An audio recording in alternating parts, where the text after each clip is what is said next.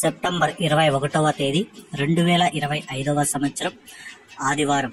ఈ వీడియోలో కోలార్ టమోటా ధరలు ఎలా ఉన్నాయో తెలుసుకుందాం. ఇంకా కోలార్ మార్కెట్లో వేలంపాటలు అయితే జరుగుతూనే ఉన్నాయి.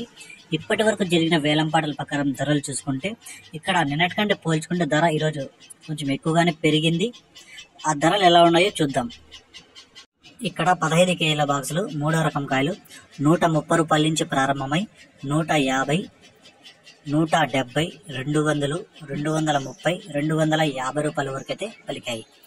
రెండో రకం కాయలు 250 రూపాయల నుంచి ప్రారంభమై 270, 300, 330, 350 రూపాయల వరకు అయితే రెండో రకం కాయలు పలికాయి.